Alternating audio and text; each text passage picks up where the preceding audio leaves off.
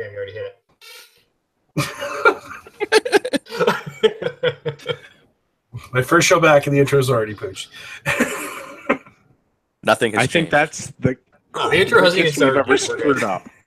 I think that's the fastest we've ever screwed up. All right, what's going on? We're getting better. That's screwing up. That is a new record right there. Hello to all you Patriots out there in podcast land, and welcome to episode 106 of Canadian Patriot Podcast, the #1 television review show in Canada. We're recording on Monday, November 13th, 2017. Hi, I'm Gavin, business owner, gun enthusiast, hunter, atheist, and host of the Greater Toronto Area chapter of the Tactical Beard Owners Club. I'm Marty, hunter and sport shooter in rural southern Ontario. Hey guys, I'm back. I'm Sean, father of one, precision ag specialist, IDPA, IPSC 3-gun shooter, and Saskatchewan director of the CCFR. As always, my name is Andrew. I'm a recovering libertarian, a competitive shooter, and a firearms instructor at Ragnarok Tactical. We'd love to hear your feedback about the show, so please visit CanadianPatriotPodcast.com/feedback or email us at feedback@CanadianPatriotPodcast.com.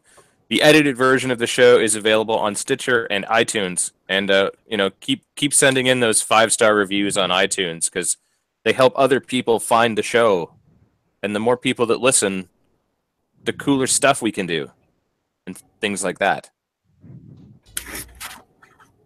All right. Speaking of finding the show, you can check us out on Facebook, facebook.com/Canadian Patriot Podcast. We only have 610 likes, which means we're still ahead of the International Liberty or Death podcast, but we're not beating some of those other podcasts that I would like to have more likes than. You can also find us on Instagram.com. Hashtag everything is a contest. Instagram.com/Canadian Patriot Podcast. We need your help. Support the show, visit patreon.com/CPP and become a Patreon. You can get the uncensored audio version of the show for just $1 per episode, and the more you pledge, the better the rewards are. Like if you give $2, I'll draw a photo of you taking a selfie with Trudeau. And since we've gotten such a huge reaction to today's drawing of Trevor with the clowns, I guess maybe we should throw out, like, if someone gives us like $5 or something, maybe more, I'll do a picture of Trevor with a clown every week. Yes. That's pretty good. I can get behind that. And we just lost Trevor as a Patreon. That's okay. Worth it. His one $1 people donating several feckin' dollars. Yeah, if we have one person that gives us $5 for a Trevor with a clown every week, we're still up $4. Make up for us being demonetized by the YouTubes. Yeah.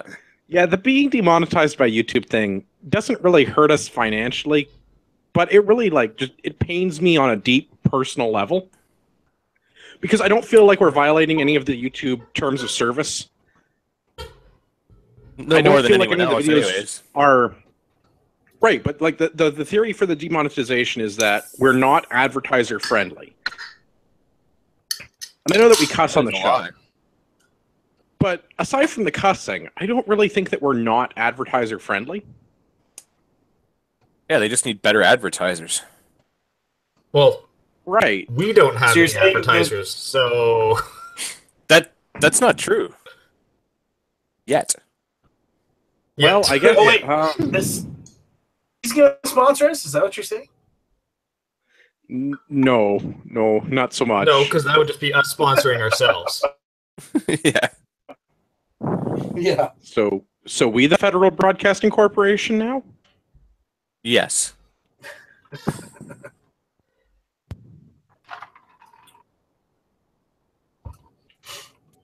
All right. So anyways, patreon.com/CPP. Yeah, right. So speaking of sponsorship, before we go into what are you drinking, I'd like to remind our listeners that Arrowhead Coffee is owned and operated by Canadian Armed Forces veterans.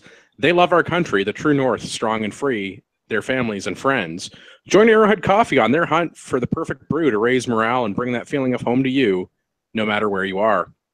A portion of all profits helps Canadian Armed Forces members, veterans, and their families. All right, let's do what are we drinking? Gavin, what are you drinking? I feel like I should be drinking an Arrowhead coffee after that, even though I don't drink coffee. Yeah. But if That's I was definitely going a to, much higher tea coffee than compared to something like a Keurig. yeah, if I was going to, that would be it. But I'm drinking something a little bit stronger than coffee. I am drinking Jack Daniel's and Coke Zero this evening. Nice. Marty, what are you drinking? I'm drinking Spice Box gingerbread spiced whiskey and Coke Zero. What? That sounds. I think I need to try that. Yeah, Actually, I had the Spice okay. Box whiskey sort of on a lark, but how's the gingerbread? Yes. So I've had the Spice Box. I actually really like just their regular like Spice Box whiskey. At Halloween, I tried they had a pumpkin spice whiskey, which sounded terrible. But it was Halloween, so for the hell of it, I picked it up. Were you dressed as a basic Brilliant. white girl? You had Uggs on. No. Uggs and Yeah, Lululemons. So like I was making the same jokes, but it actually like did not taste pumpkin spice, but it was actually really good. So I decided to try that today. They had a gingerbread one, and so I tried it. It's not that good. It's actually pretty terrible. But the pumpkin one is good, and yeah, the gingerbread is not good, but the regular Spice Box is pretty good. Sean, what are you drinking? Ciroc vodka and Diet Coke, actually. Here at the bottom of the liquor cabinet. Sean is the most baller one on the panel. Yeah, it's that 306 SAS money, yo. All right, let's. As I say this for my 800. You haven't done what you're drinking. Oh, whoops. Jameson. I'm drinking Jameson. Attaboy. Man, way to screw up your favorite segment. Yeah. Whatever. It is my favorite segment.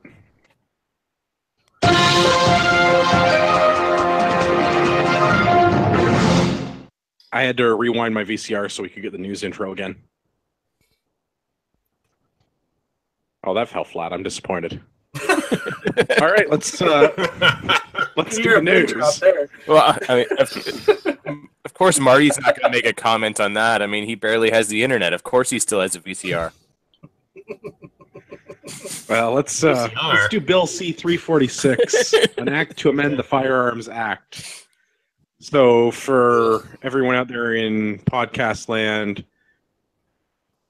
the second reading of Bill C-346 happened this past week, and it failed in its second reading. And for all of our firearms owners out there in the audience, huh? It was also voted on this week. Oh, they voted too? Yeah. Great. It did not go so well. No, I read that it had failed in its second reading. I didn't realize it also got voted on and failed as well. So Bill C-346 is an act to amend the Firearms Act. It's proposed by Bob Zimmer. The idea behind the act to amend the act is just to increase the length of firearms licenses from 5 to 10 years. So you would only have to renew every 10 years instead of every 5. Sounds straightforward enough, right? So there's two things. There's two things to C-346. One is to make the renewal period from 5 to 10. And then the second thing was essentially to decriminalize the expiry of your license. So right now, what happens every 5 years, if your renewal isn't done in time or it's not processed in time, the second your license expires, you are a criminal in possession of a prohibited device subject to up to 5 years in prison. So this would do, as you should be. I mean, clearly you become dangerous the second that piece of plastic expires. So what this did is it added sort of what was called a license suspension. So at the moment where if your renewal has not been completed, your license is suspended So at that point, basically, you have no license, but you're not a criminal with 5 years of prison at that point. It becomes like a paper offense. Yeah, So like your driver's like, license, you get like a 2-year leeway. Same, yeah, and the same kind of thing. So your license is suspended. You can't use your license. You can't purchase. You can't, buy ammo. Like you have a suspended license. It would show up as soon as anything gets scanned. But you're not a criminal with 5-year prison sentence. That was kind of the main thing. So move it from 5 years to 10 years, and to essentially decriminalize it, so that like licensed firearms owners aren't subject with the threat of a 5-year prison sentence. Sounds entirely reasonable to me. Yeah. I mean, you can get a 10-year passport now. Absolutely. Yes, and that's sort of the precedent there that, for government IDs to be 10 years. Yeah. I mean, how long is I your guess- license? Your driver's license is 10 years now, is it not? Or is it 5 years? I'm not certain on that. I don't know on the driver's license. I think it's 5 Well- years because they get more money that way. Yeah. Yeah, in Saskatchewan, it's fine. But you do have a 2-year leeway if it expires before you have to like go get a new one and start that whole thing all over again. That's not accurate in Ontario. It's 5 years plus 12 months after it expires. 12? Oh, I guess they changed it because my mother was like over 12 months, but less than 2 years. Oh, I don't think anything nothing bad happens if it expires. It's Oh, not yeah. like your car will suddenly flip off the road when you're driving down the highway. Oh no, I missed the thing! And you crash. Like, So I specifically probably- looked this up, Andrew, and you're both right. Now I'm trying to do it off the top of my head, but I think after 12 months you have to redo a written and road exam, and then you get your license back. After 2 years, you have to start over, like with the beginner's permit. Yeah. Well, there you go. so there's like a tiered that's a- system. Quote me. Yes, there's 2 tiers. I don't remember the specifics of Yeah. it, but I think it's roughly that. Yeah, which is fair. I mean, if it takes you that long to get your shit sorted, you should probably get a But- slap on the wrist. At any point in that time, you could own, purchase, sell your automobile. Yeah. So, if your license expires, you're not allowed to drive it on the roads. You're still allowed to own it. You're not a criminal. You're not going to be thrown in jail.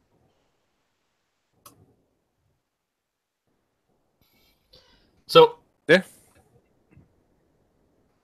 well, let's look at. So, like I said, this was debated this past week, and I thought this was a good one to look. This was a good debate to look at because I would say most of our listeners are familiar with sort of how the licensing system currently works in Canada. They're familiar with what C346 is trying to remedy, and they're sort of familiar with the CPIC system, where we're getting a background check every single day on anybody. If anything comes up, if there's any criminal, any charges, assault issues, that kind of thing, they're immediately flagged for their license to be revoked.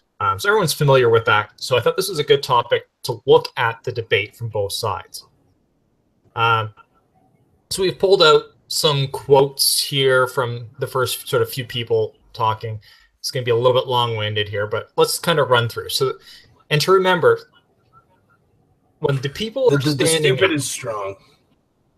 yeah, and the thing is to remember, when only select individuals are chosen to stand up in the course of a debate. So it's not like every MP or MPP, MP in this case, is going to stand up and talk about his particular topic. Only those that are, presumably the most knowledgeable on the topic are the ones who are going to come up and have the sort of something that impacts their writing specifically are going to come up and say something. And so, these are the best of the best is what we're going to be reading here. And that's, that's scary because these are the people that are making laws in our country. Are these So, the same I'm kind going of people that think there's such a thing as a chainsaw bayonet? Yeah, exactly. Oh, the meme is strong.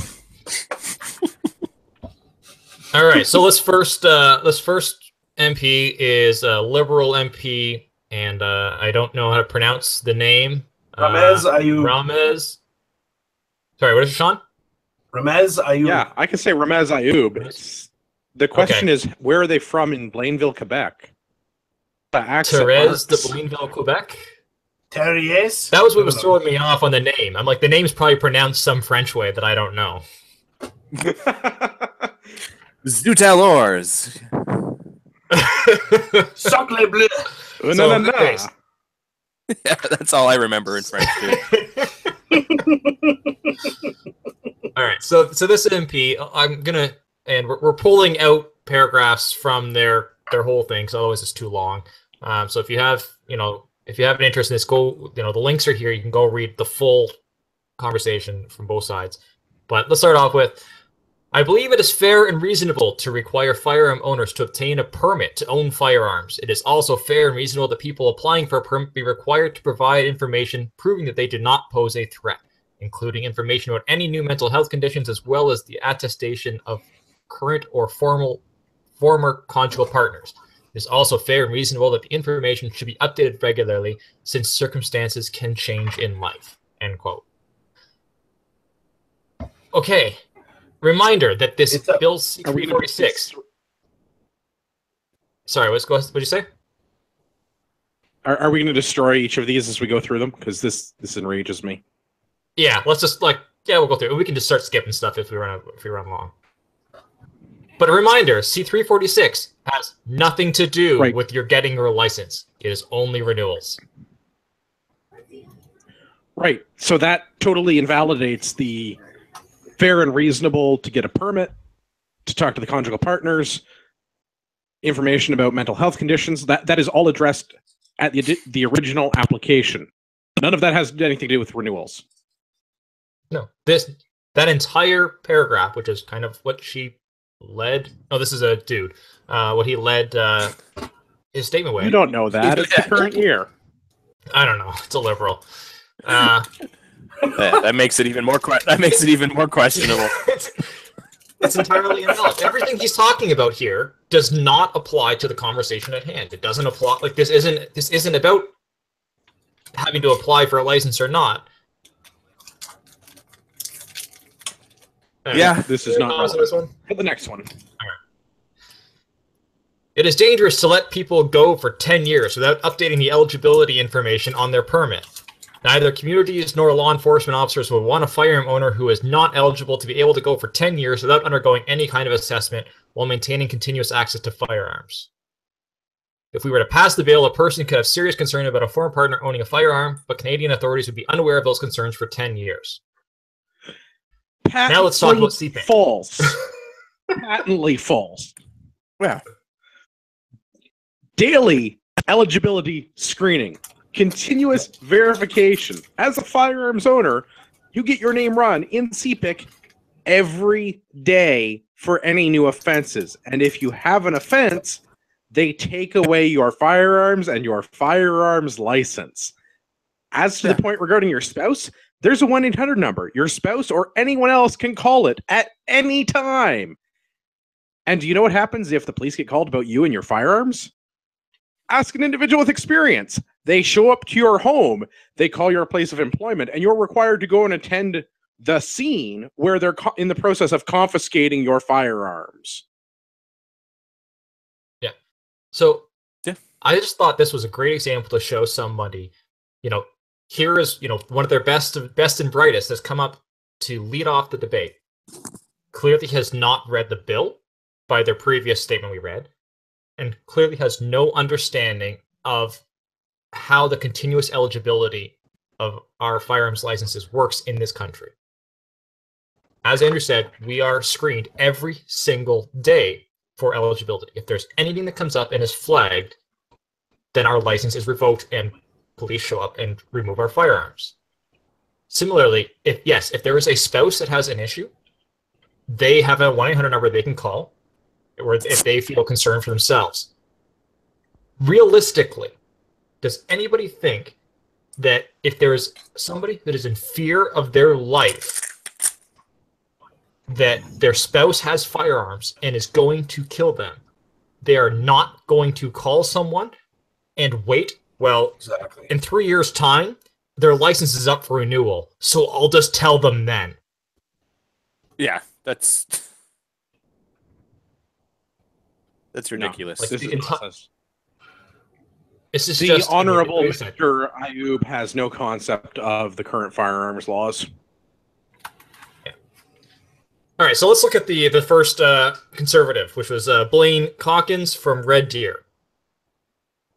So he responded with, "Mr. Speaker, I would have thought after all the debacles the Liberal government has been through in the past that maybe during the debate on something as important as the rights of law-abiding citizens and their property, there would be someone in the Liberal Party who would actually know what they were talking about when they got up to speak." Applause to you, Mr. Calkins. Yeah, That's Yeah, awesome. I don't have a drop for that. I mean, especially when they're supposed to be, basing everything on facts these days. Yeah, he called them out exactly. This person that spoke, Mr. Ayub, had no clue about the bill, no clue about the current laws. Dead on. Anyways, he continues on. We could go anywhere in Canada and buy a car, a house, or any other piece of property and would not need a license to do so. The fact that a license and a licensing requirement for firearms owners is already in place is a precedent. All this bill by my honorable colleague from Prince George seeks to do is to keep law-abiding citizens from becoming arbitrary criminals because of bureaucratic delays. Which is That's their what we plan, discussed though. earlier.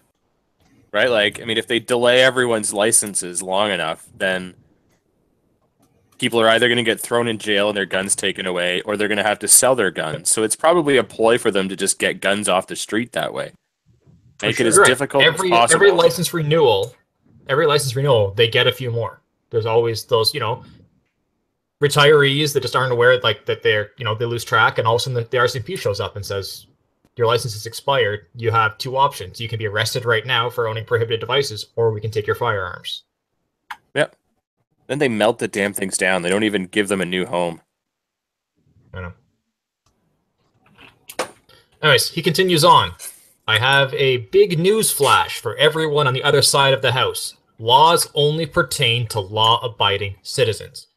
The more onerous we make the laws, and if we create laws that artificially make criminals out of people, we are not doing justice to anyone."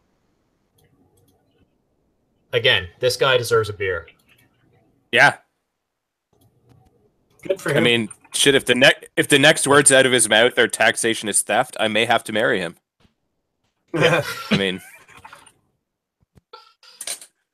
this dude gets it. Here is the problem with what the Liberals are doing. Basically, they are now going back to hiding behind the RCMP. Updating information every 10 years is no different than providing the same information again in an application. It just avoids the rigmarole. It's not a complicated concept to figure out. We do it for passports now. The precedent is set for government-issued IDs for 10 years to be valid. What is so complicated about that? Is it just the love of bureaucracy and creating jobs in the bureaucracy that the Liberals admire and adore so much? That's pretty good. I like that. Yeah, I thought that was good too. And I'll just continue on and finish off Mr. Calkins here.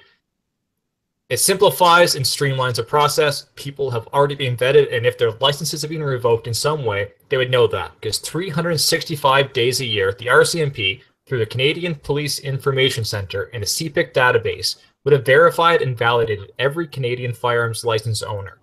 If someone was flagged through either a trial or court decision that someone's firearms license should have been revoked or the person lost his or her privileges, the RCMP or the local police force would remove the license from the individual and take he or she off. That is how someone who is in trouble is flagged, not by going through an application process all over again." Can you read that part again? Because Yes. that's going to be important again in about an hour when we get to the bottom of the show. Yeah.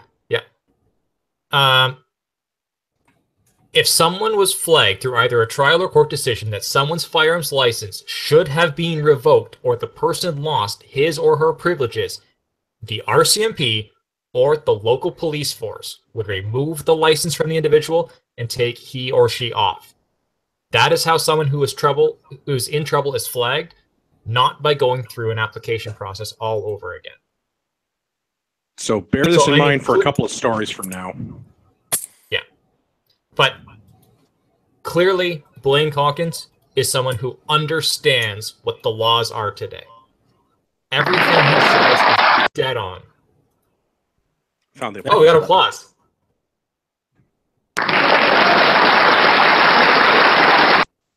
Found the applause button. Yeah. Yeah, I mean, he completely nailed it. You know, from Yeah, the right fact on. that the fact that it's not at renewal time that we're catching criminals. They're, criminals are caught, like, if there's somebody that's committed a law-abiding firearm owner commits a crime and no longer is a law-abiding firearms owner, immediately they are flagged and their license is revoked and they are no longer a license holder. This is trying to maintain a 5-year instead of 10 years. This is not relevant. Yeah. I mean, they don't just run a background check when you reapply. They run one every friggin' day. Mm-hmm. Every day. Yeah. And if anything shows up on the blip, guess who's coming to knocking? Yeah. All right. Let's look at number 3 of 4 that we've pulled out. So the next person was another liberal, Julie DeBrusen from Toronto. The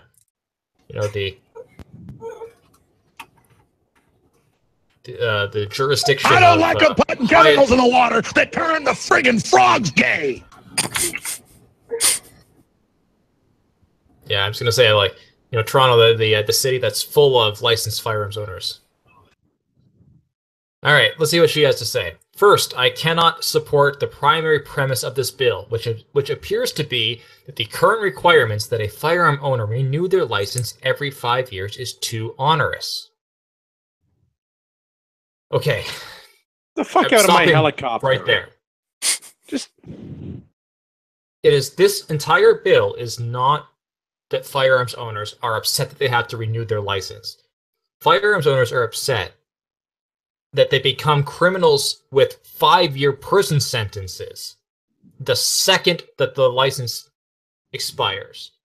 And this is not up to us. exactly. This is up to a bureaucratic process to renew our license in time.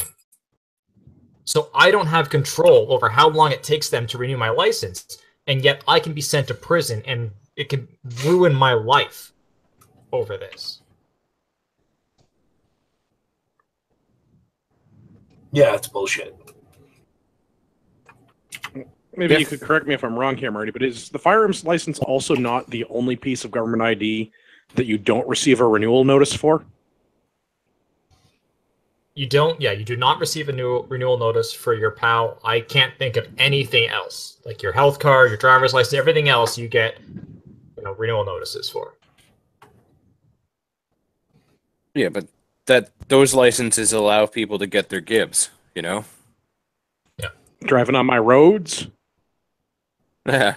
The roads. These are my tax Speaking dollars. of driving on our roads, let's see what she had to say next. For example, many Canadians have the privilege of driving a car. We all accept that. No, is it poorly typed? We all accept that this privilege comes with the responsibility of driving the cars responsibly and of renewing licenses to ensure the driver continues to meet the eligibility requirements, including whether or not the driver still meets the eyesight requirements. Again, I'll just continue on. The license renewal forms can be completed online. The cost is $60 for 5 years. Does this sound too onerous responsibility for maintaining and fulfilling the obligations of having the privilege of maintaining lawful firearms ownership? It does not to me. So, again, if your driver's license expires, you are not thrown in jail. If your driver's license expires, your car is not confiscated. There's a big difference between what happens to a firearms owner versus what happens to a driver whose driver's license expires. This is not a comparison. Yeah, I mean it's ridiculous. I've actually been pulled over while I had a suspended license that I didn't realize was suspended, which was an interesting day. But basically, you get a slap on the wrist and they send you on your way, not with your car necessarily, but if it's, they feel like it, they can arrest you for it, but it's not a chargeable offense. So basically, they can bring you to the station, and then basically they have to let you go from the station because you don't go to jail for it or anything else. They slap you on the wrist, they give you a ticket, and you go to court. That's all that is. You know, they don't take your car. They may impound it temporarily because you can't drive it. But, yeah, it's still your car. All right, next one is, we can all logically understand the principle behind license renewals. Circumstances change, and we can all understand that an individual might qualify for a firearms license at one point, but in the future might not meet the requirements. Under the current regime, the information collected every 5 years is critical to protecting the public. It is an invaluable tool for the chief firearms officers who review the information to determine whether there are safety risks associated with allowing an individual continued lawful access to firearms. Again, here is a Liberal MP who has no understanding of our continuous eligibility screening. Yeah. That's not a thing. Yeah, this is ridiculous. Whether or not a firearms owner is eligible to continue to be licensed does not occur at renewal time. It occurs every single day. Yeah, it has nothing to do with the renewal.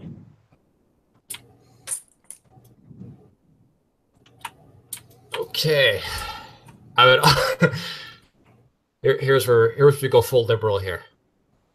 I also would like to address a specific part of the renewal eligibility requirement that should be emphasized and viewed through a gender-based analysis. One aspect of license renewal eligibility concerns the owner's role in domestic violence. The key part of the 5-year license information update is that current or former partners of an individual may be contacted about concerns regarding extending the privilege of that person to acquire a firearm and to continue with his or her license. I am proud that our government has adopted Canada's first gender-based violence strategy. Taking that into account and the fact that women who leave an abusive spouse are at particular risk of violence, it seems reasonable to me that we have a system that allows for this factor to be reviewed every 5 years. I should add that domestic violence can be the basis for a license to be revoked if an issue arises before the 5-year renewal, but every 5 years we have a chance to review. But like, no, that's not how that works. That's not how any of this works. Yeah, like the person's calling the fucking cops. Like, if there's any domestic violence issues, your license is revoked. Yeah, it goes every day. If there's ever an issue, your license will be revoked. Yeah. We do not wait for renewal period to revoke a license. That day, their license is gone. Yeah. Exactly. Well, the cops are there investigating the domestic call. Like, this is... Now, like, I agree with that. If you're, if you're a shitbag that's hitting women, yeah, your license is gone. And it's gone that day.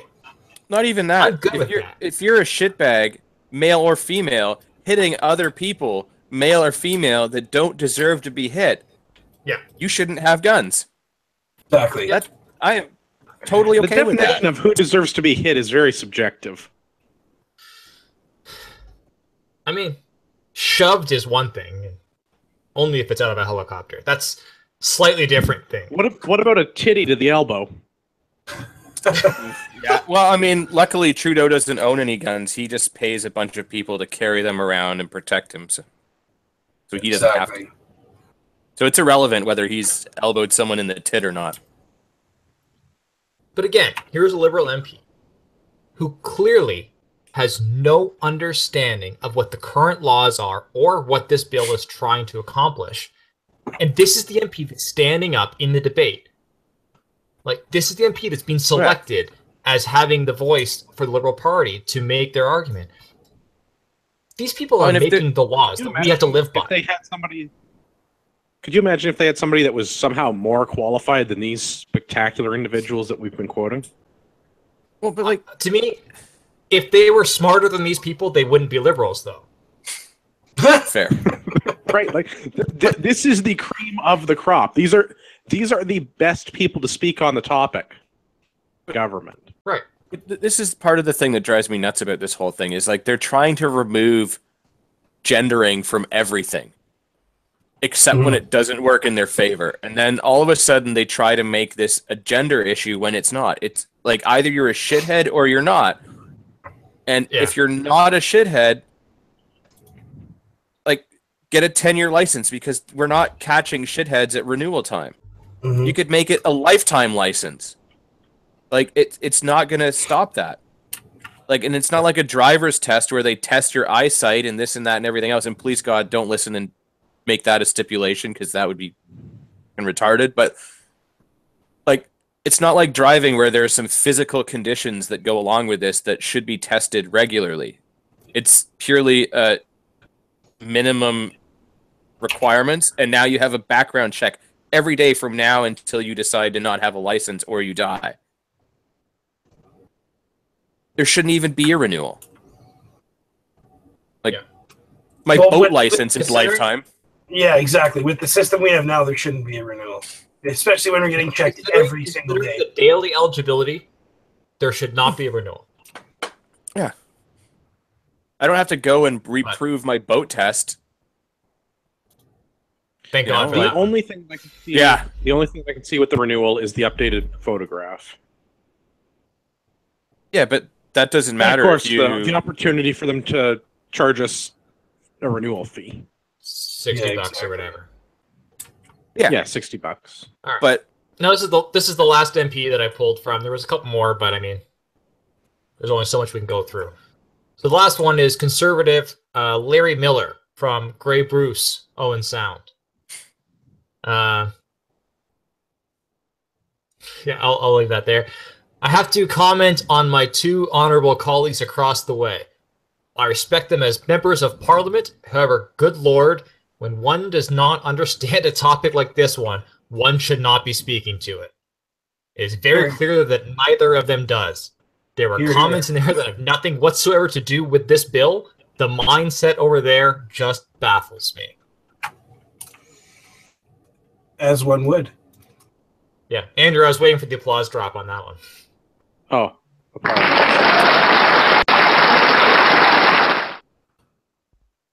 Yeah. Larry Miller, great MP as well. I mean, if you look at some of his comments, oh yeah, phenomenal MP. He's been a definite friend of firearms owners for years. Yeah. There's a lot of good people that come out of Grey Bruce. I mean, some might even say they're quite good.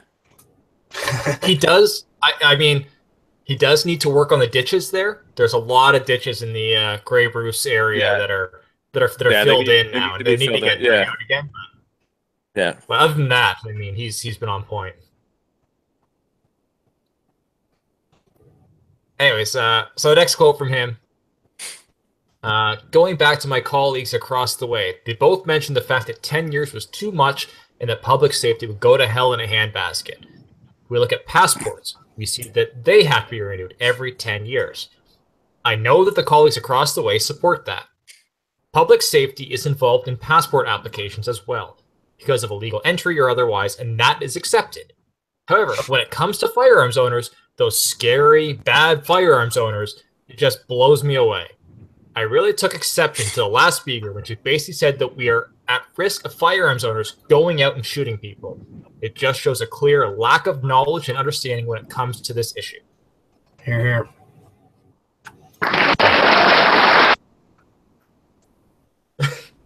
All right, and I'll just finish off with Larry Miller here. Essentially, when a firearms license expires, the RCMP firearms program deems the person to be in possession of an illegal firearm. I'd like to cite the criminal code to demonstrate to the House just exactly what this could mean for a firearm owner with an expired license. The criminal code says, every person commits an offense who possesses a prohibited firearm, a restricted firearm, or a non-restricted firearm without being the holder of a license under which the person may possess it.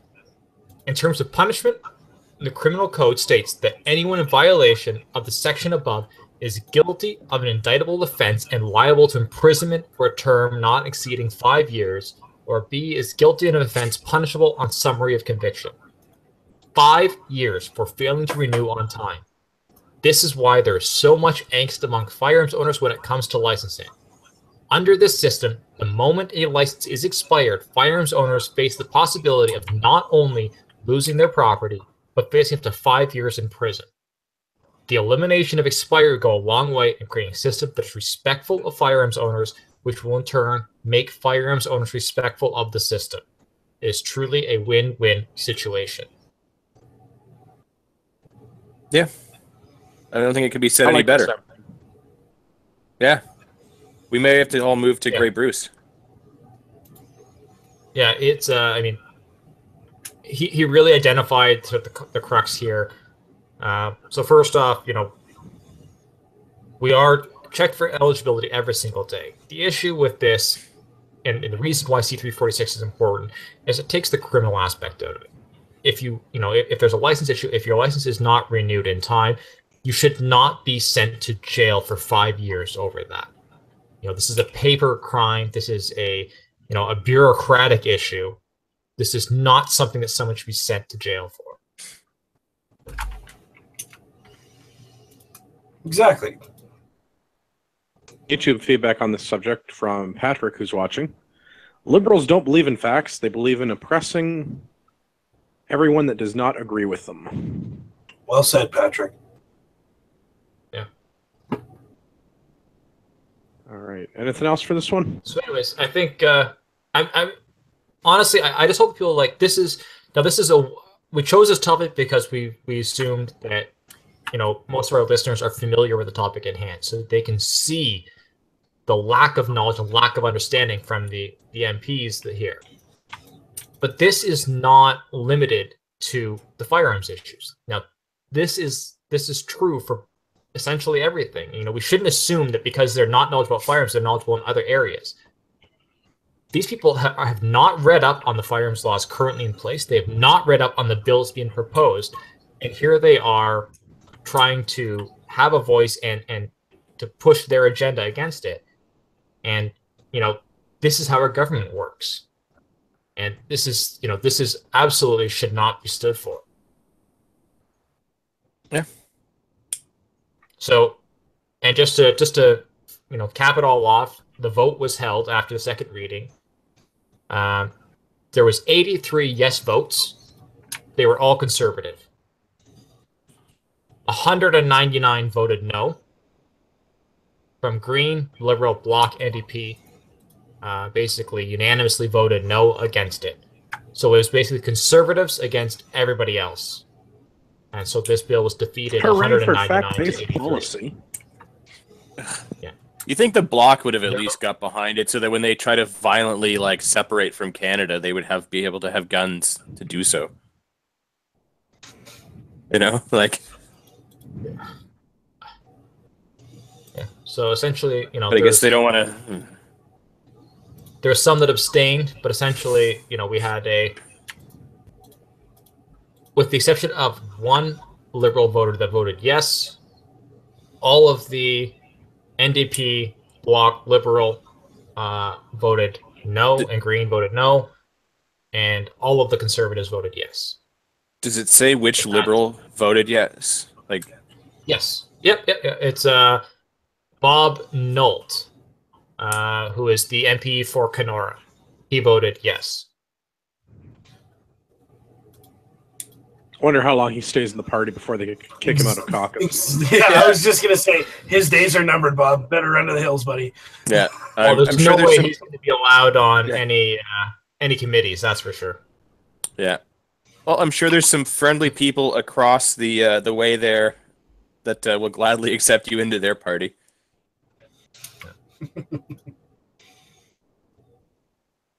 All right, I think that's we've beaten that one to death. All right, let's move into a different topic. We've got more gun stuff. Yay. The suppressor petition, E575, has had a formal response from the government. Let me guess. You. Yep, that was what the official response was. Yep. Pretty much. Pretty much, yeah. Yeah. So the Although not as suppressor humorous. petition got nowhere, which is exactly what we expected. But hey, it's fact and evidence-based and scientific policy that drives the Liberal Party. So it only had 11,000 signatures. It's only one of the larger petitions that have been tabled in the House. It's not the largest, but it's up there. It's funny that a lot of the big ones are all gun ones. Funny how that works. Yeah, because if gun owners would do themselves a favor and vote as a bloc, they could actually run the government. But we can't seem to vote as a bloc. So can't even seem to do a gun show together. So yeah, or get 2 million people to sign a friggin' petition. But we got to keep doing it though, because it keeps shoving it in their face that we're here. Mm-hmm. They're going to need to listen. It does, and this is the outcome that I expected. The reasoning, the mental gymnastics by the Justice Minister are truly astounding. The Justice Minister's response to the petition was that sound reduction or elimination diminishes the public's ability to react to gun violence and makes it harder for law enforcement to become aware of a possible criminal incident. Because there's cops just sitting around doing the Hulk Hogan thing, listening for gunshots. And this is why we can't have suppressors. So, and I mean, this is clearly somebody who has no idea what suppressors do or how they work. This is somebody who believes the movies where you hold a pillow up to a gun, it becomes completely silent. You mean it doesn't?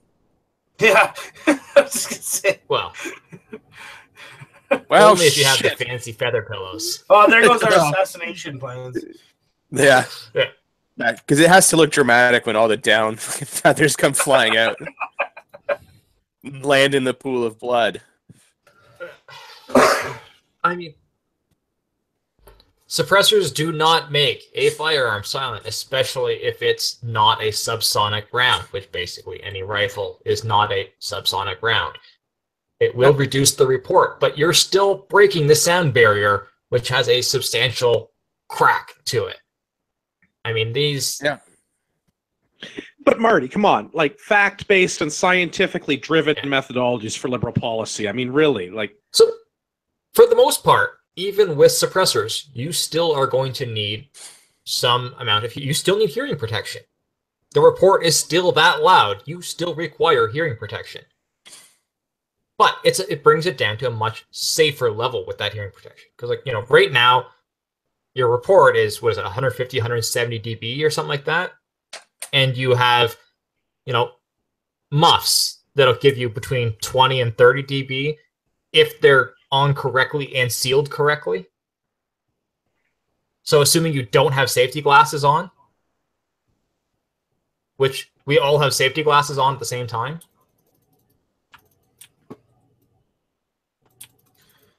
Yeah. I guess for reference for anybody out in podcast land that doesn't understand how sound works, the average rifle report within feet of the muzzle is something on the order of 150 decibels. Your average rock concert is 120 decibels.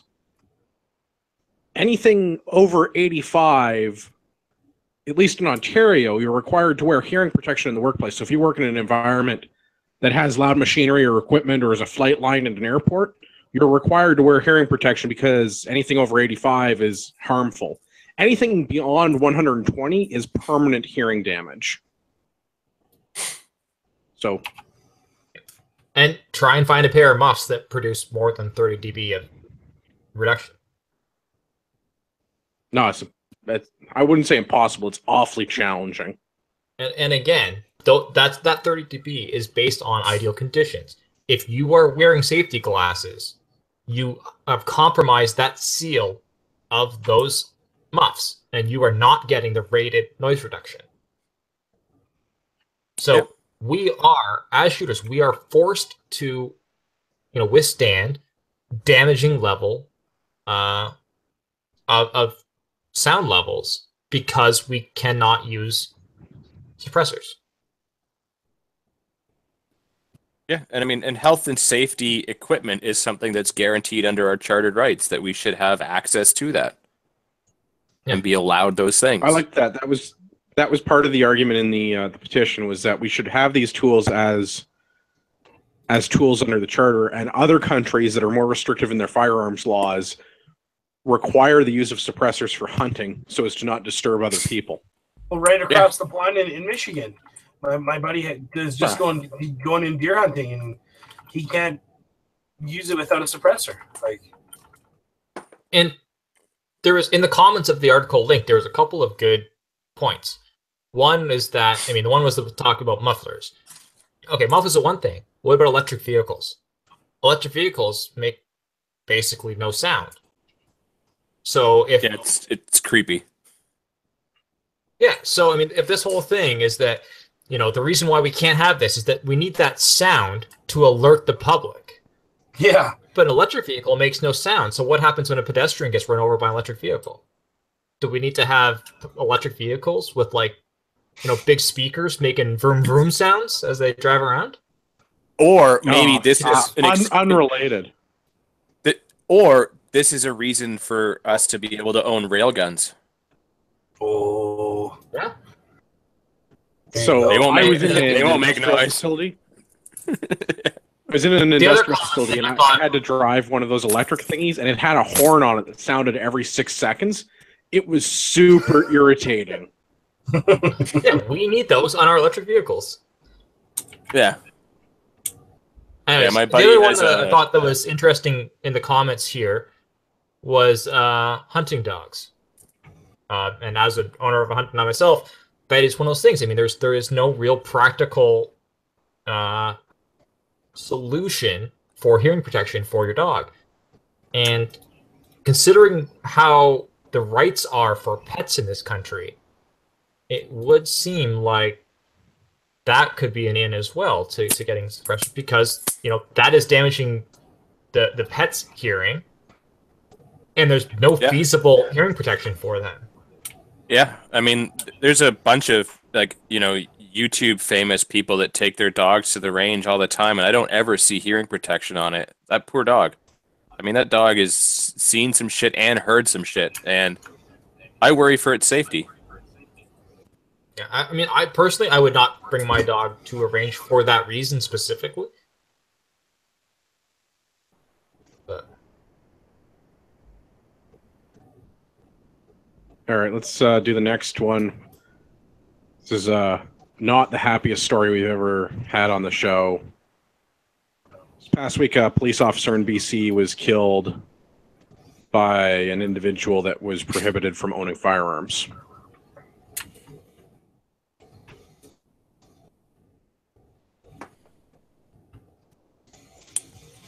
Yeah. His gun laws work, right? Yeah. Yeah. So I guess this is unfortunate, and I don't like talking about these things. There was an officer from the Abbotsford Police that was killed while attempting to detain a suspect that was engaged in possibly some kind of a shooting spree and/or carjacking. I don't know. Details are sketchy at best. Yeah. You know, this just goes to show that, like, you know, bad guys want a gun. You know? Right. So getting away from the unfortunate police shooting aspect of it, I wanted to bring this up because it's related to what the Liberals were talking about at the top of the show when we were talking about Bill C-346. So the individual in question that killed the police officer was in BC for unknown reasons with unknown firearms from Alberta, and previously had his firearms license revoked by the government.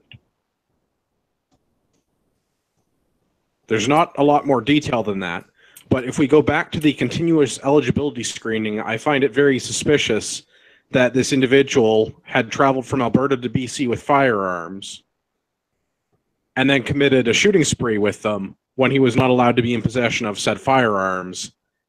And as part of the continuous eligibility screening, whatever would have prompted the suspension or confiscation of his license, there should have been some action by the police, locally or federally, at some level, to take away this man's guns, because that's how the law is written and that's how it's supposed to happen. And clearly it did not.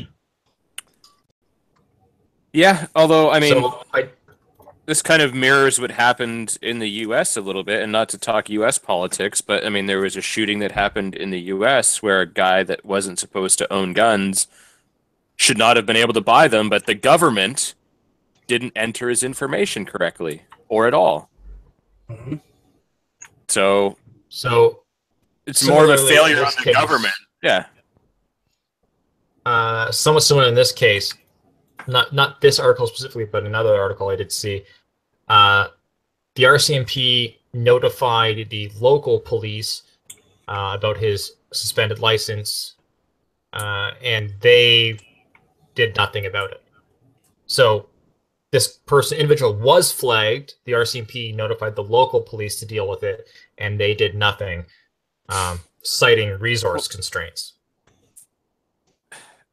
Yeah, and that's the problem. Like, whose responsibility is this? Like, if we're going to put the RCMP in charge of everything, then they should be the ones to deal with it. You know? Like,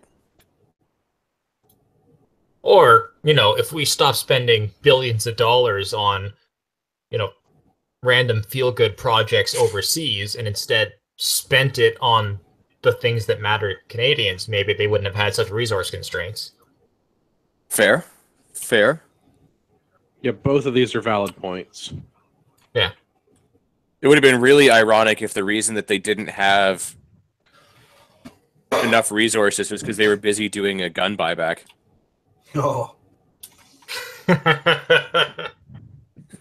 Or is that just me being savage?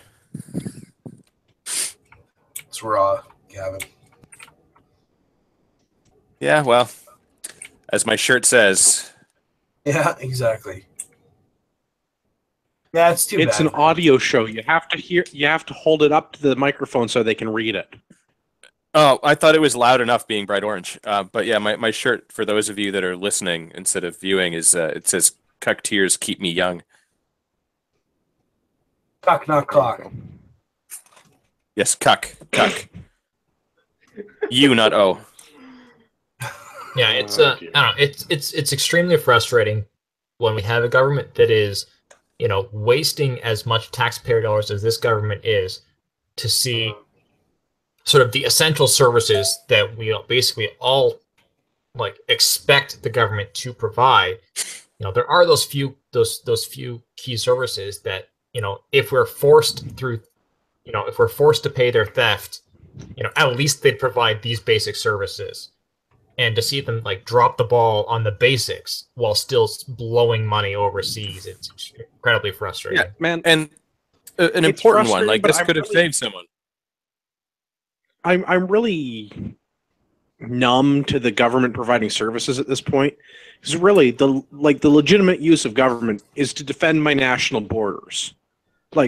That's the one service that a federal government should be on the hook to provide, and time and again, mostly through the inaction of policing, not at the fault of the individual officers, but through the inaction of the policing in this country, we keep letting people into this country illegally, and we're helping people to do that with the whole irregular migration debacle. Trailers, right? The one thing that the government is supposed to do is to enforce my federal borders, and they're not doing that. I am not even remotely shocked that the local police force in Buckfuck, Alberta, wherever this dude is from, that had 2 officers doesn't have enough staff to deal with some request from the RCMP to go do something that the feds are asking them to do when they have legitimate issues in their community to be dealing with. right?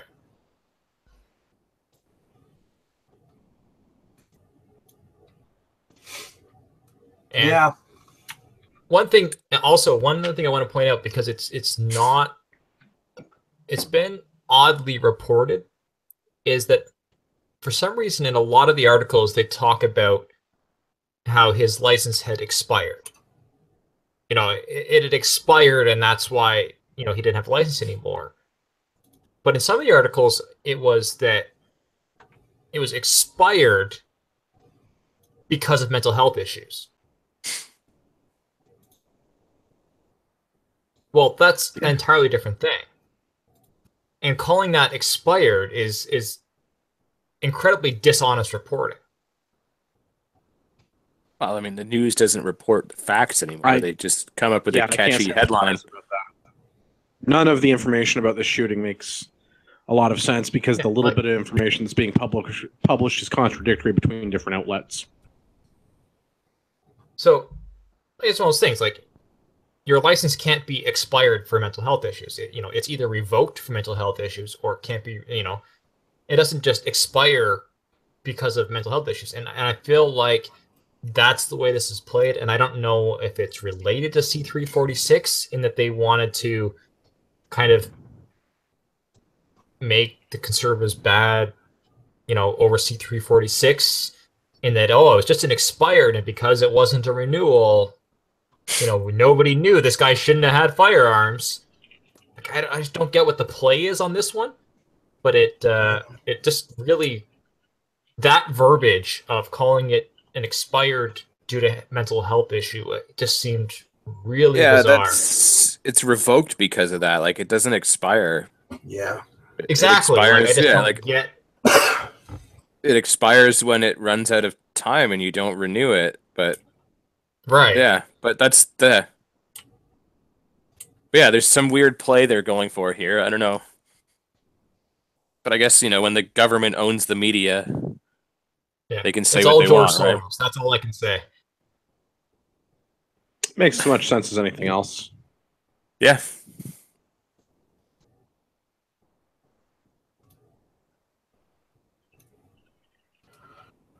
Can we talk about something happy now? Yeah, let's. There's nothing happy in. No, the Philpott report. That's probably the happiest thing we got. Yeah, okay. Let's do the Philpott report now, and then we'll come back up to the Remembrance Day thing. I reread the show notes. Or should we tell Sean and the rest of our listeners about the AR mag deal? That's kind of happy. No.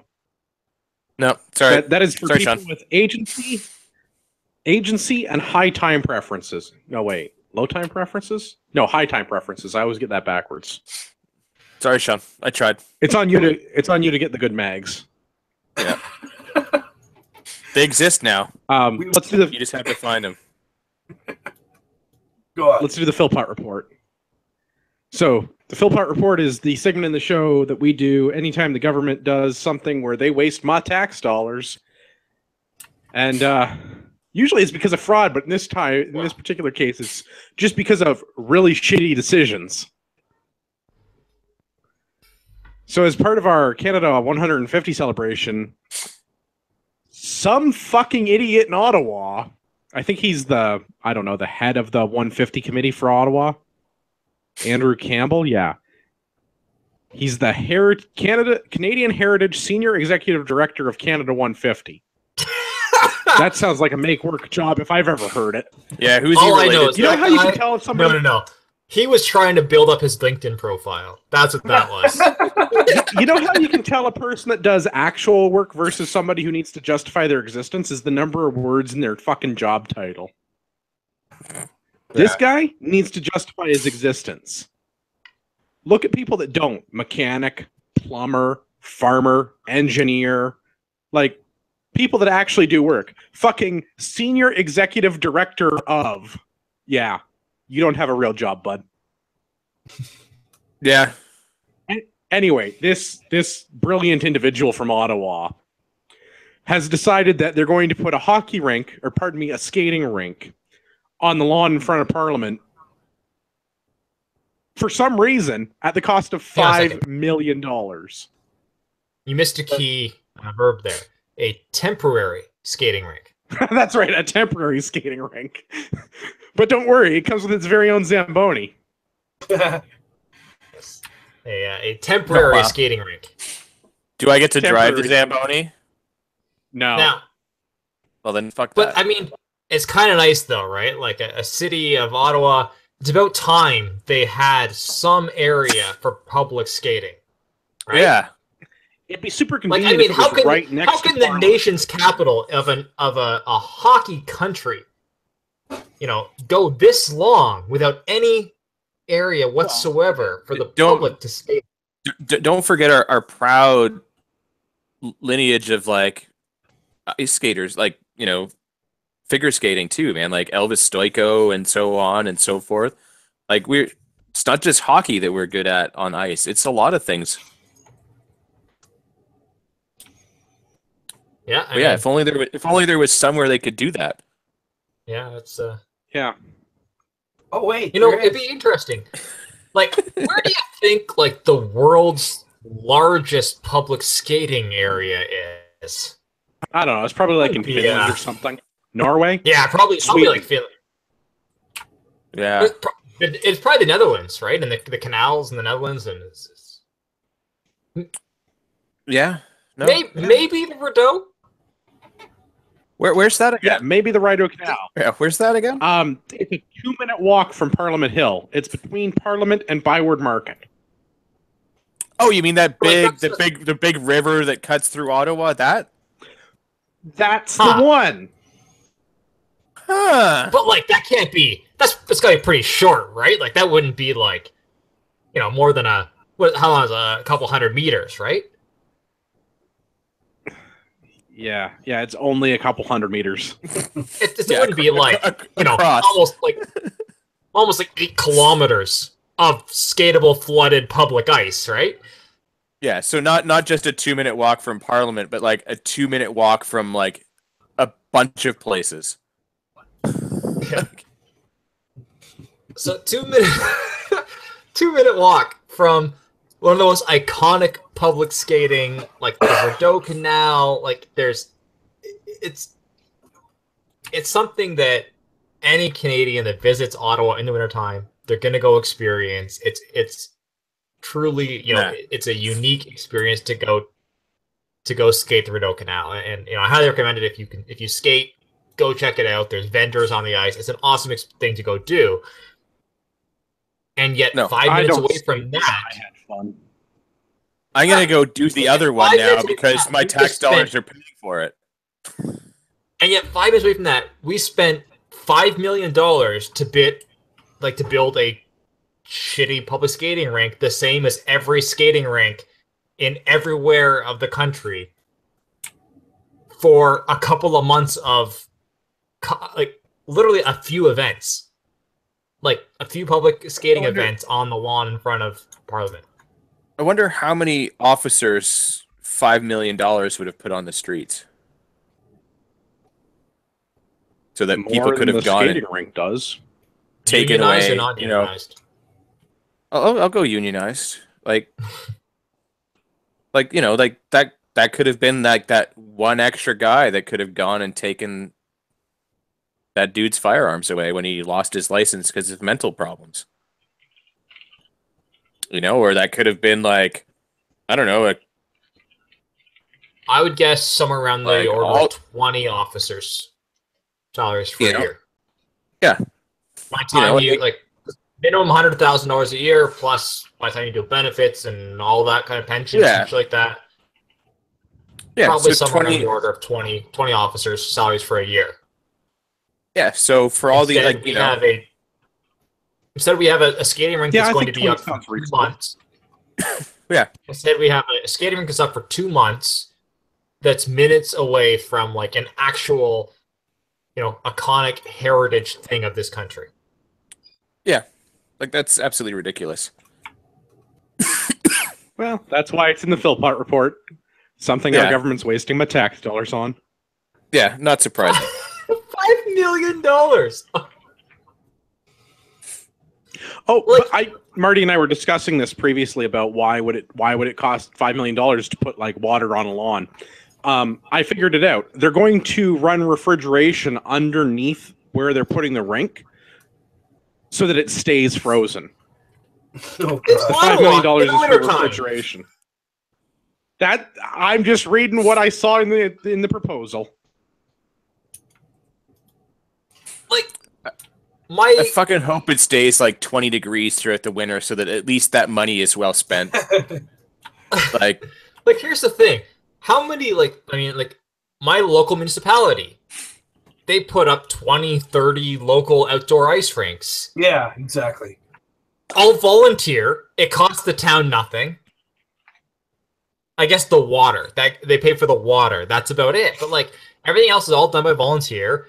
They're great outdoor rinks that everybody in the community gets access to them. $5 million. Mm-hmm. yeah.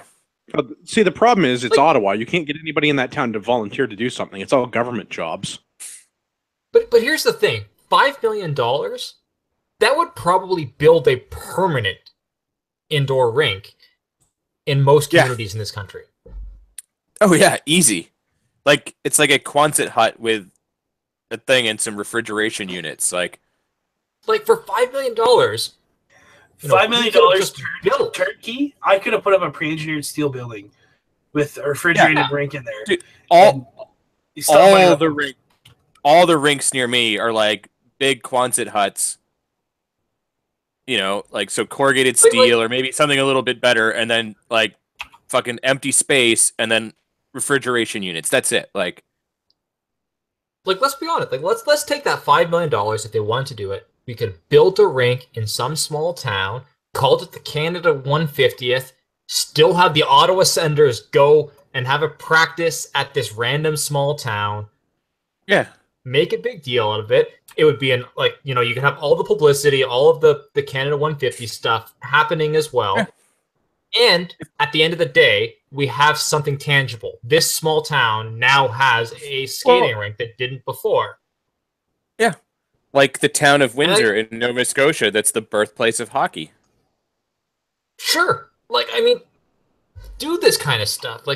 If you're gonna waste the money, at least waste it something that can have a long-term investment. Yeah, and hopefully generate some money. Andrew and I were talking, I'm like, put it on native reserve. I mean, he was talking about how, the native youth, they don't just want, community centers or whatever. Put a skating rink on a native reserve even, and then he can still be virtue signaling to the natives. Sure, Yeah. at least it's something permanent. At least we spent money and now we have a tangible asset. As opposed to spending $5 million on a temporary thing that is going to be gone in 2 months. Yeah. Or may All right, not let's do actually the- get used. Like, Let's do the last one. We've got the Prime Minister's absence being noted from Remembrance Day services this past weekend. And I feel like both sides of the media spectrum on this, the conservative social media, alternative media spectrum, and have two very conflicting points of view on this, and they're both fucking wrong. The conservative right in the social media space is upset that the shiniest of ponies was absent from Remembrance Day, but he managed to take time off of his vacation to attend 5 pride parades in the summer. And naturally, the mainstream liberal media is defending his action because he was out of the country, justifiably so. He's on tour in Asia. He's supposed to be in Vietnam talking about the Trans-Pacific Partnership. This was late to that. What are your guys? Well, we'll talk about that. What did you guys? What are your opinions on his lack of attendance of the Ottawa Remembrance Day services? I mean, it's not like he doesn't know what day it is because it's the same day every year and has been for, quite a long time. Like 100, And like literally a century. I think this. However, like, there are some extenuating circumstances where there are things that, as a person that's running a country, he needs to be at that are not necessarily organized by him, that they don't give a shit about the 11th of November. So he may have to be there instead of here if that's more important. So he should be here, but if there's something pressing, he should be there. But if it's not something super important, he should be here. And if he wears a stupid white poppy, I'm going to punch him in his face. I'll say this. I can't think of a more important time for the leader of this nation to be present than Remembrance Day.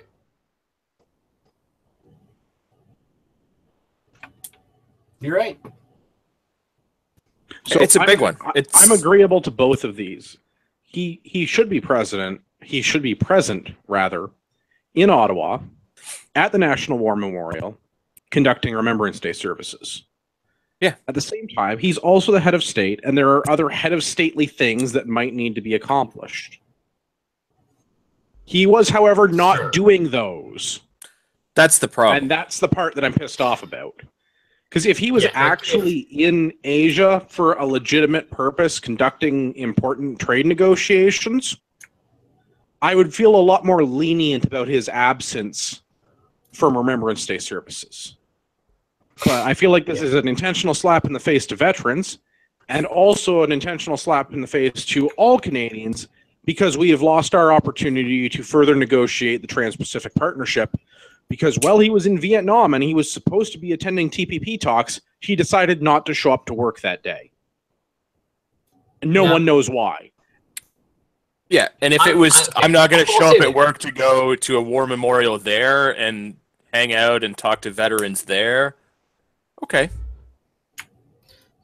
I'm okay slightly with him being in Vietnam, but the issue I have with him being in Vietnam is this.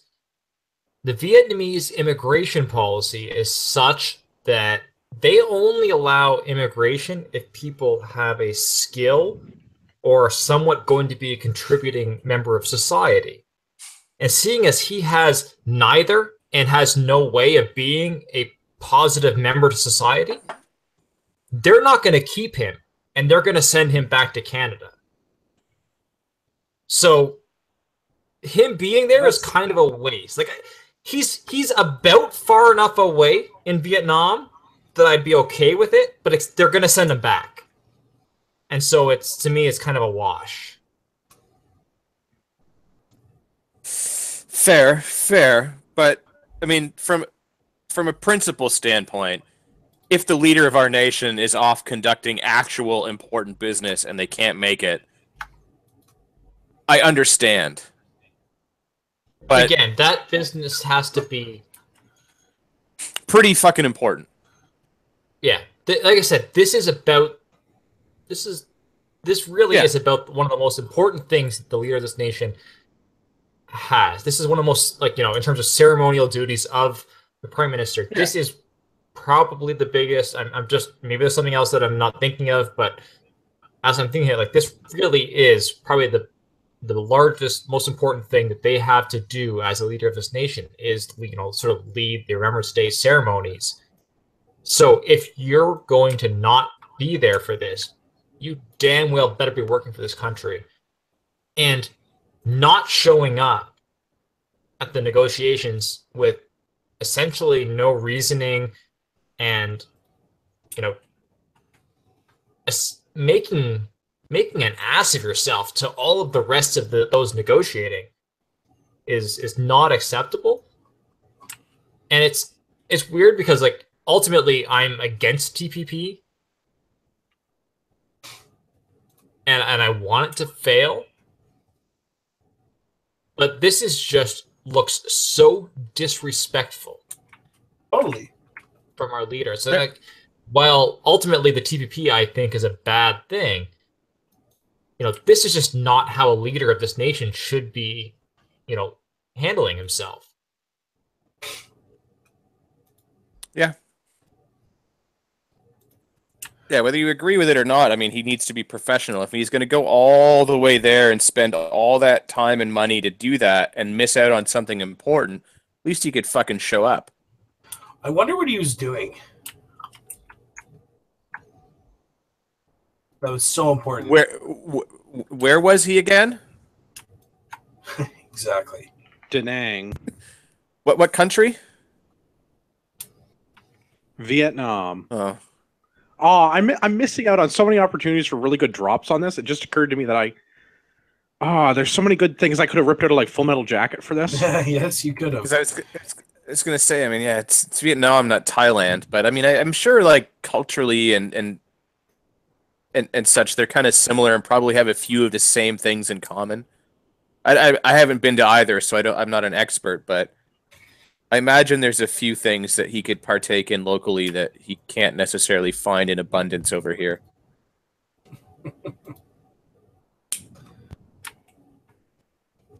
Yeah.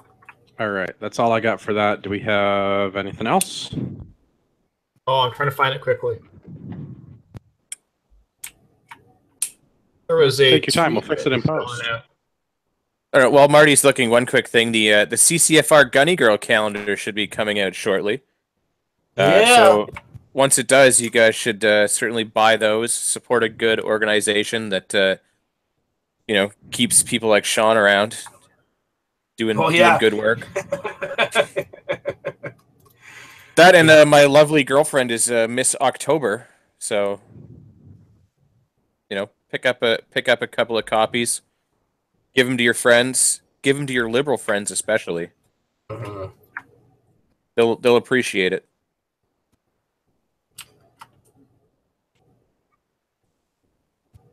What are they, $20? I think they're $20, aren't they? I have no idea, but yeah, I can't imagine them being more than that. Being a director, I should know this, but yeah, they're Yeah, about and $20. they come with a lot of like opportunities to win prizes, but Yeah, it'll be good. okay, unfortunately, I can't find it quickly right now. But something of interest was that the night before Trudeau did not show up. So Trudeau not showing up was a huge shock to basically everybody involved. All the other leaders, there was no indication he wasn't going to show up. He had not raised any concerns prior. That's why this is such a big deal. I mean, he just, out of the blue, did not show up. He was expected to be there signing the document, and all of a sudden he just didn't show up, and the other 10 leaders were there going, where the hell is Trudeau? To be fair, he doesn't show up to a lot of stuff To be in our fair, parliament. Yeah, in our parliament. To be Like, fair, to the ethics commission. And to a bunch of days at work and everything else. But yeah. And when he does show up, and he's not actually there. He doesn't actually answer questions.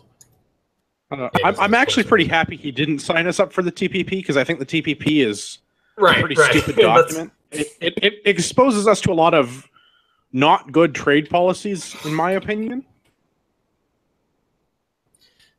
But this is not the right way to conduct like foreign affairs. So I can't find the tweet right now, and so this is going to have to be sort of from memory, but I think it was the president of Unifor. It was a union representative of some sort. And he tweeted out the night before Trudeau didn't show up, saying something along the lines of, just spoke to Trudeau and, explained to him how the TPP is going to be disastrous for, union workers in this country, kind of thing. And so essentially saying that, one of the major unions of this country went to Trudeau and said, we're going to pull our support if you go along with TPP. The night before he doesn't show up for this.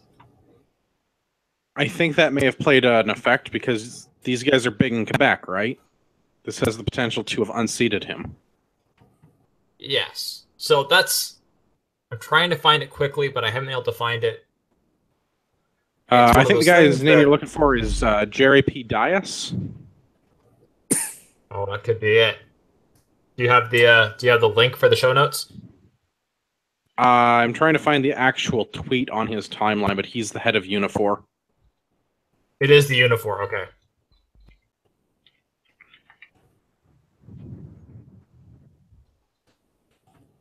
Yeah, there's like comments about it, but I can't find the actual original tweet.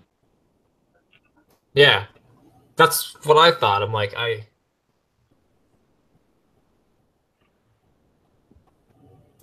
Yeah, it looks like it got showed.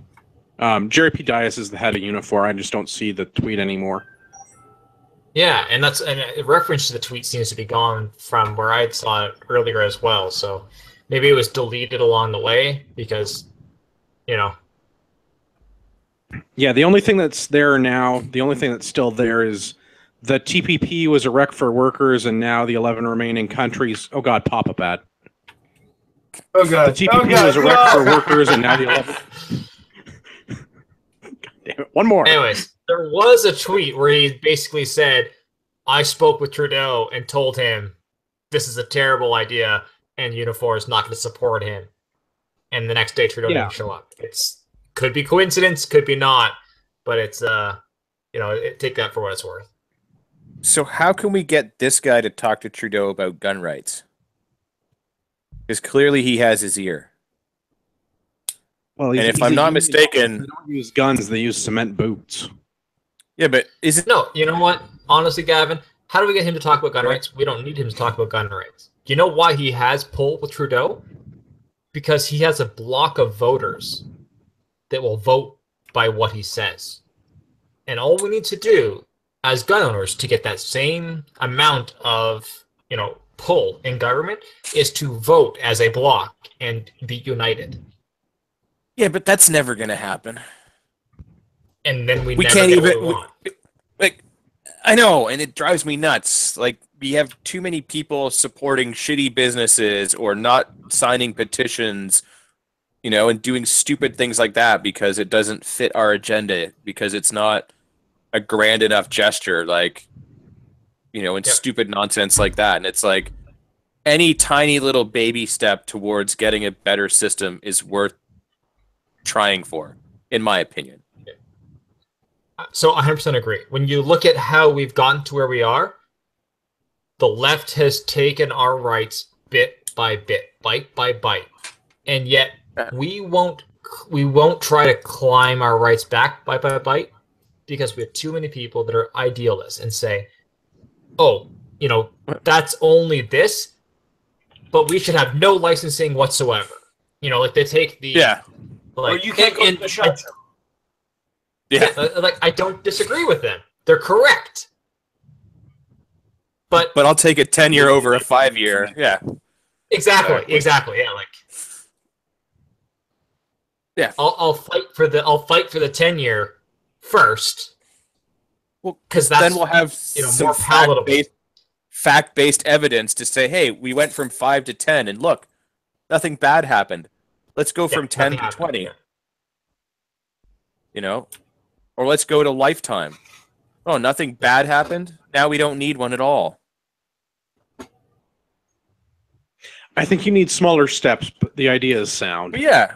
Yeah. All right, we're going to skip a whole bunch of stuff in the bottom. All the stuff that says we'll never get to this?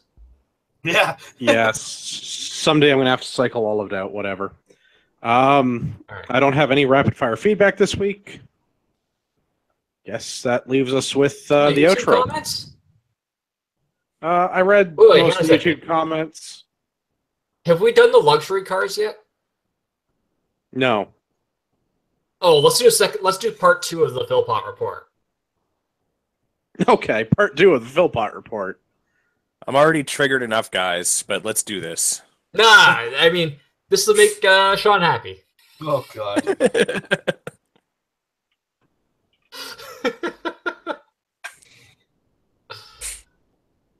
Philpott report part 2. Andrew, good luck editing this all into coherent podcast. It'll be fine. It always is. He manages every other week. Last week, I'm sure, was especially great because he was basically internet cucked. Yeah. And then dropped out entirely. Yeah. You know what? I think last week's episode turned out pretty well. You guys managed to right the ship and carry on in a respectable fashion. Good. All right. Philpott report part 2. Environment Canada luxury cars. So, through an access to information request, there was this gem that came out from the Organization of the Environment and Climate Change Canada. And it was 5 vehicles mentioned, valued in excess of $50,000, were purchased by the department since November 4th, 2015. We have a Porsche, 2014 Porsche Cayenne that was purchased for $63,000. A 2010 Porsche Panamera that was purchased for $67,000. A 2015 Lexus Hybrid. How is this making me happy? How is this supposed to make me happy? Because that's a hybrid. Yeah, hybrid. We're saving the environment, dude. $66,500. A 2016 Mercedes GLE 550, $92,724, and a 2016 Tesla, also for the environment, $112,670. Funny. Only 1.5 of those cars are environmentally friendly. 2 out of the 5? Yeah, 2 out of the 5 are environmentally friendly. 1.5 because it's a hybrid. $70.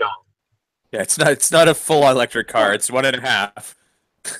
But come on, the Minister of the Environment just did a photo shoot where she was on a bicycle for a picture. So, No, I mean, sometimes you take a picture with a bicycle, and sometimes you change. drive a Porsche Cayenne. Yeah, environment and climate change. They've changed it from Environment Canada to the Environment and Climate Change. You have to. Don't you dare call it climate for that. But to be fair, they're nice cars. Yeah. To be fair. They are. To be fair. And if the people that work there want to drive them, they can pay for it out of their own damn pockets. Right. And I can tell you this for a fact because I just got a memo handed down through work, and I deal with small engines. They're cracking down again on small engines and emissions and things like that, which is how I noticed that they changed it from Environment Canada to like Environment and Climate Change. I was like, when the fuck did they do that? But they're clamping down on emissions and everything for your lawnmower that you run an hour at most a week. And then here the people at Environment Canada are getting... How dare you assume how long I ride my lawnmower for? You know, depends on how big your lawn is and how much I just like to annoy the neighbors. Fair. But they're, clamping down on like what minute emissions your lawnmower makes for how long you run it. And then the people that are supposed to be in charge of that are getting SUVs and things like that in theory pollute more than small cars. Like that's okay. We ridiculous. don't know who's this going to in the Environment Ministry. Like it is unclear from the paperwork that we were able to obtain through access to information records as to who uses these vehicles. Only that this government agency is the registered owner of them.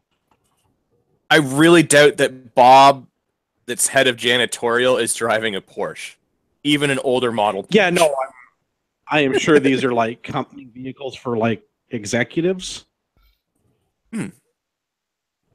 And I mean, I have a company vehicle, but it's my company. I pay for it. So here's what I want to point out. All of a sudden, Climate Barbie raised a big stink about being called Climate Barbie. And, now she's not going to answer my questions. Man, she's not going to answer our questions though at the next scrum. You know that, right? I'm just saying, like, she made a big deal about being called Climate Barbie and caused, all this issue and that. Coincidentally, the same time that this came out. Like, that was 100% a distraction. That was yeah, probably because she didn't want anyone to know that she... Oh. Did we lose Gavin there? I think so. Gavin. But it wasn't me this week, and that's what counts. Yeah! All right, Gavin. Go again. 100% because she what? Is driving around in Barbie's dream car and doesn't want people to know. Oh, that's a good one, too.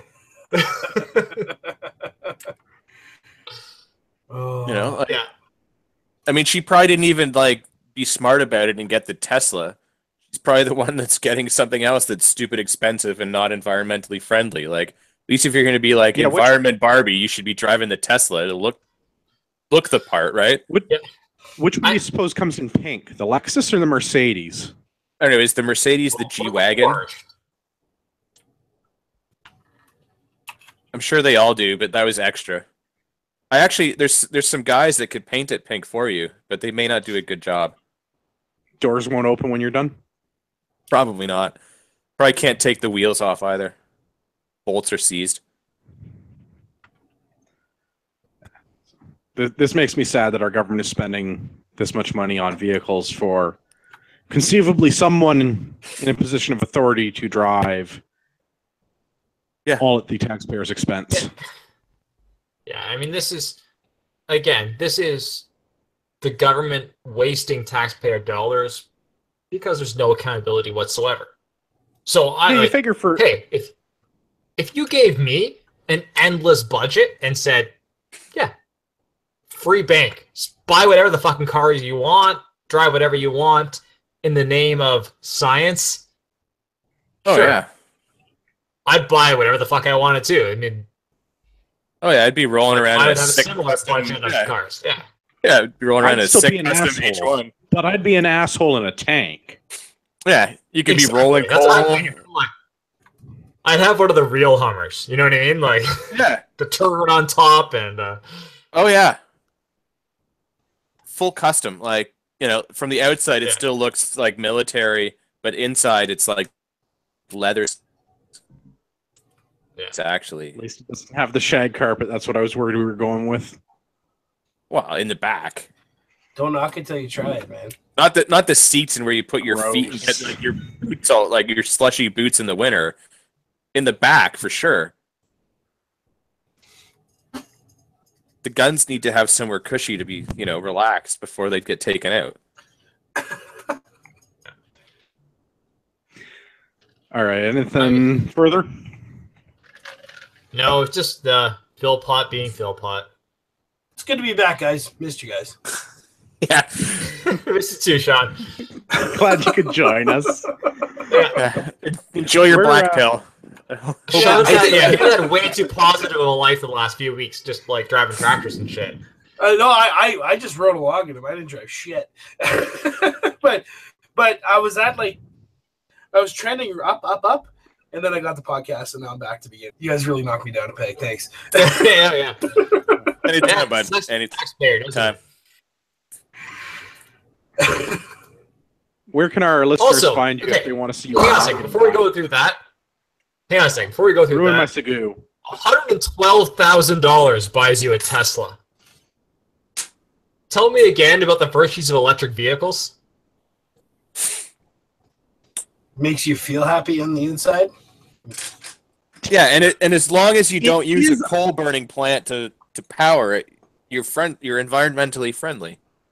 Yeah, It is a very nice car. If I was ever going to get an electric car, it would probably be one of those. Until someone comes out with something that looks more like a muscle car and sounds like a muscle car and drives like a muscle car. Okay, I'm curious. What does like a new Corvette go for? Because I think that would be I feel like a new Corvette goes in about the same class as a Tesla. All in less than that. Performance.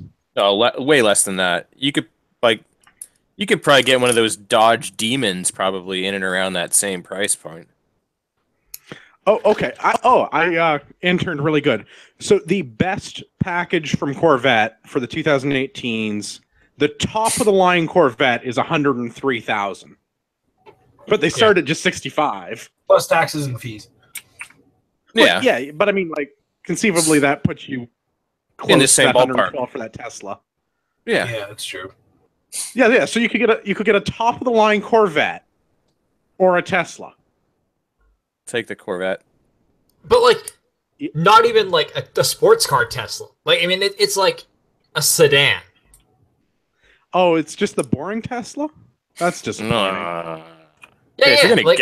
you're gonna get one, look up the S70D, which is what this car is. It's like a shitty ass Tesla. It's not the one that was like I built thought on the this was Lotus the sports chassis. car one. Yeah, no, this is the 4-door boring commuter one. No, well, fuck that. Right. So, like the original one, Now- Tesla, which like I had a boss that owned one of the original ones. That was built on the Lotus chassis, I believe, in the Lotus factory, just with the Tesla powertrain behind it. Yeah, and which that was those- a nice looking car. Yeah, the Lotus is a nice sports car. Right. And that How was much a does great. Lotus- That was a nice car to like to. It's as a tall person, it's very small and very tiny, but like it's a nice looking car. Yeah.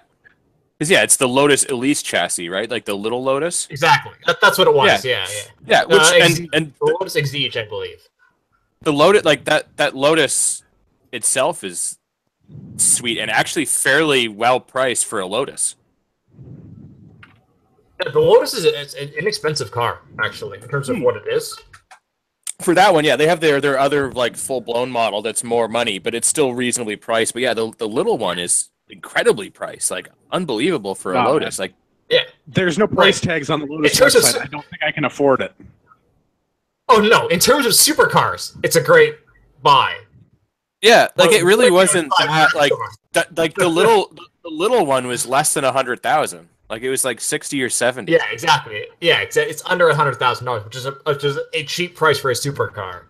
Yeah, It's not Like, $1 million.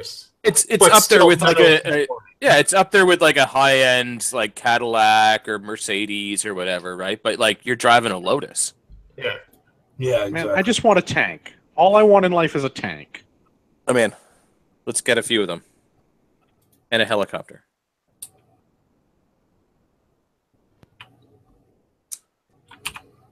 But not a shitty Sea King.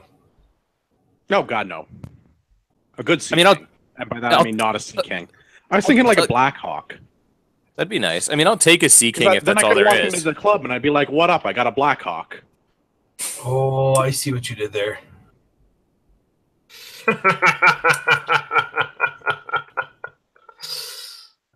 Take it Would you down a name notch, would you name it Mike? So then you could. This is Mike Hawk. Like Blackhawk? I went to high school with a guy named Mike Hawk. I'm not kidding. I also went to high school with a guy named Andrew Peacock. And we called him Drew for short. Fair, Peacock. fair. Saskatchewan sounds terrible. Yeah. Survival of the fittest, my friend. And I thought kids in my high school were savage. Whoosh.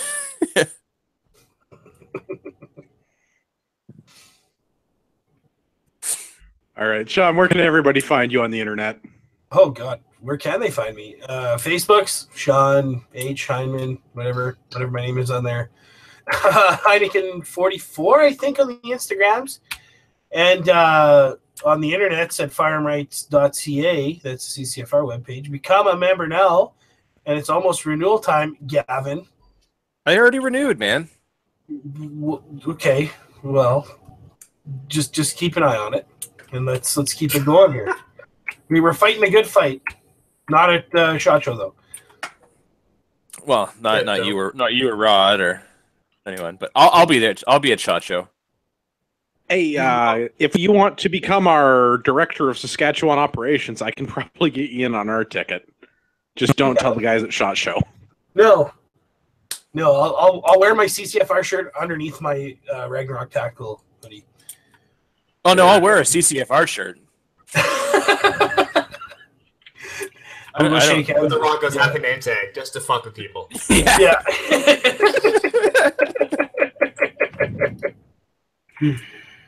Oh God. Marty, where can everybody find the show? On the internet. Perfect. That's a great not wrong. answer. And I It's not wrong. don't encourage this. Gavin, where can everybody find you? You can find me on Instagram at urbex_GTA. As always, my name has been Andrew. You can find me at ragnaroktactical.ca. Please buy some bandages. I have a child on the way. I need to sell some bandages. Congrats, by the way, buddy. Oh, thank you. Thank you. Seriously, though, buy some bandages. I have to apologize to Rod Giltaca. We could not fit him on the show this evening. I understand there was a scheduling dispute. Somebody may or may not have revoked his pass. For all of our listeners out there in podcast land, I'd like to remind you that you are the true North, strong and free.